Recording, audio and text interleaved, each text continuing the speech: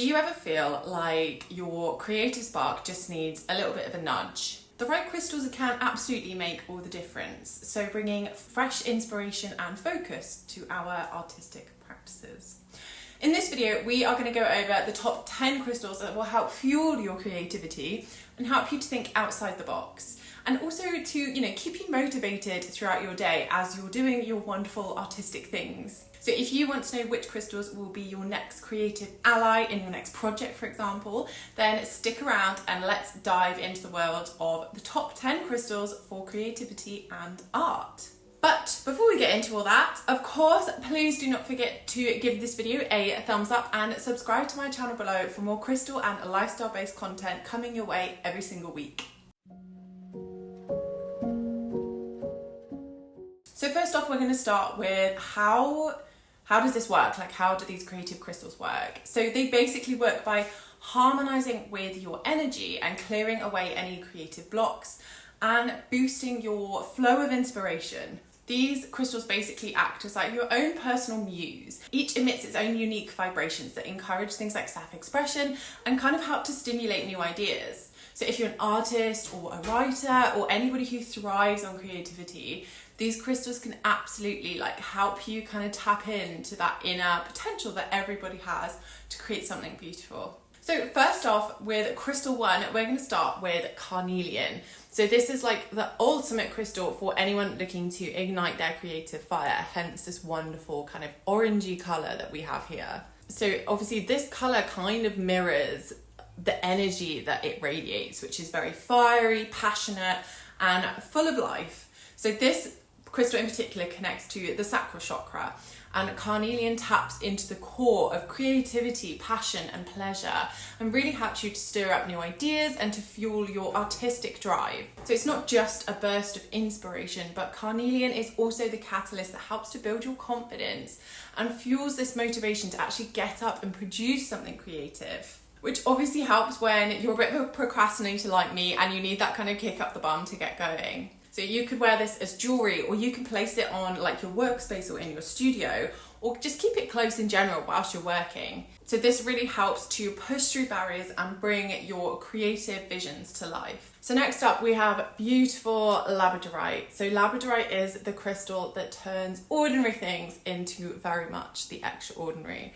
Hence its beautiful kind of otherworldly iridescent surface that kind of shifts with the light. So it gives off like a really mystical aura and definitely invites in that kind of creative energy. So this is often linked as well to things like the Northern Lights, which is really cool, and it definitely sparks the imagination. It's also known as the stone of transformation and the stone of courage. So labradorite is a really powerful crystal for like creative people, and it helps you to tap into the bravery needed to take those bold creative risks, and this transformative energy that it brings to the table helps to bring these new ideas into existence.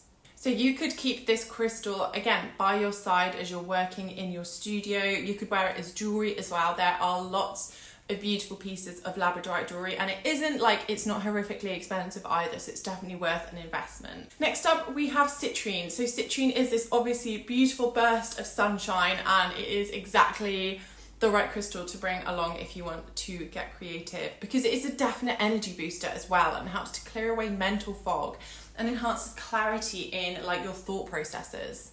By just holding citrine in your hand or placing it nearby whilst you work acts as this kind of constant reminder that positivity and creativity knows no bounds.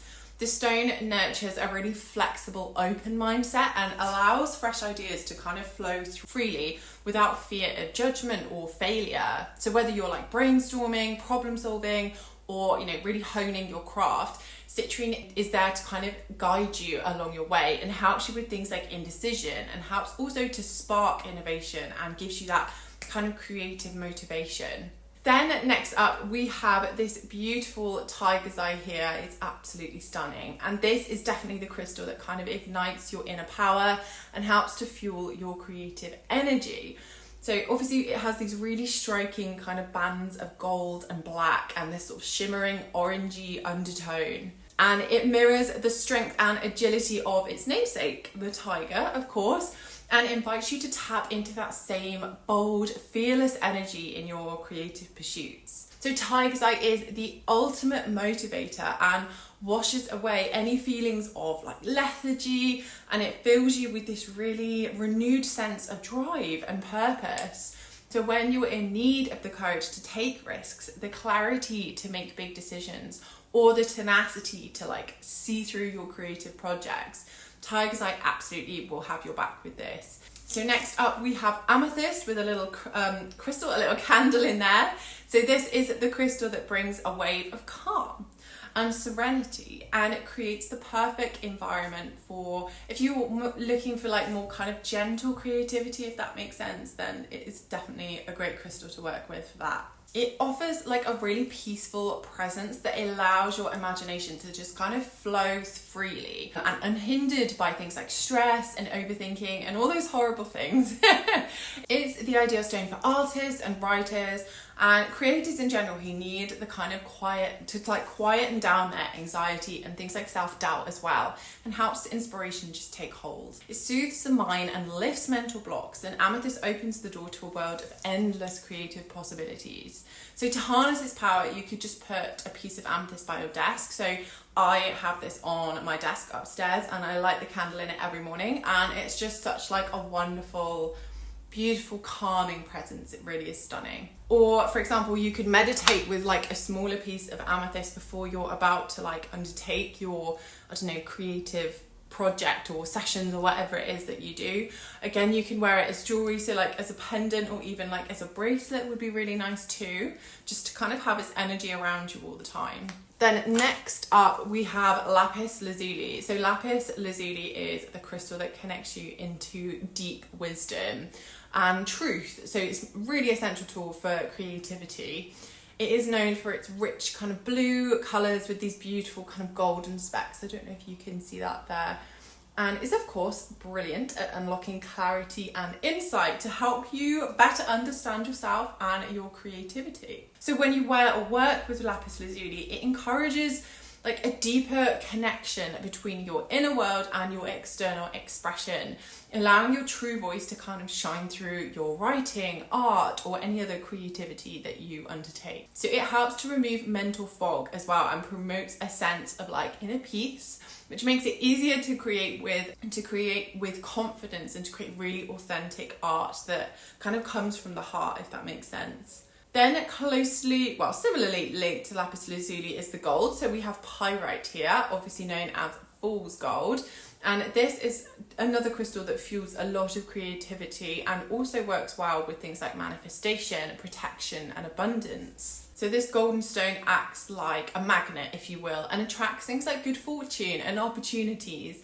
And it is especially potent when it comes to drawing success into your creative endeavours. So whether you're nurturing the seed of like a new idea and it's just kind of coming to you, or you're ready to just pour your heart into like this massive project and to just keep going with it and get it finished, this is definitely a great tool to use to kind of spark that energetic surge to kind of get your dreams into reality, if you will. It also provides the perfect layer of protection to keep you grounded and safe as you share your art with the world. So if you're quite anxious about, you've like finished your artistic project and you're anxious about sharing it, then this could be a really good stone to work with when you kind of get to that stage. So next up we have green aventurine, or aventurine, however you say it. So this is the crystal of opportunity and radiates the vibrant energy of things like luck, abundance, positivity, and success. So it's obviously, you know, the perfect companion for any kind of creative endeavour that you undertake. So it has this beautiful green colour that brings about feelings of kind of like balance and helps to mellow out any stress you may be feeling. So when you're deep in the creative process, if you're like thinking of new ideas, or you're just really getting on with it and you're, you know, in the trenches at the middle of your project, this nurturing energy kind of helps to dissolve feelings of failure that could hold you back. It helps to reduce anxiety and self-doubt, and it definitely opens the door for like new ideas to kind of flow and for your kind of mental or physical vision board to expand. So again, you could have this on your desk, in your pocket, you could wear it as jewelry and just let its kind of optimistic energy just guide you to new creative endeavours and heights. Then we have turquoise. So turquoise is a crystal that is revered across many, many different cultures. I have done a full video on this as well. So in particular, the ancient Egyptians loved a bit of turquoise. It is a powerful protection crystal and also works really well for inspiration. So it stabilizes emotions and helps to calm the mind while also enhancing creativity and empathy. So if you're feeling blocked or stuck in your creative process, then turquoise is your absolute ally in this. Its energy encourages like bold risk taking and innovative thinking and pushes you to really break through barriers and explore any like uncharted territories that you're maybe like too afraid or don't have the confidence to go into. So then lastly, we have peridot, which is this beautiful kind of vibrant summery green colour.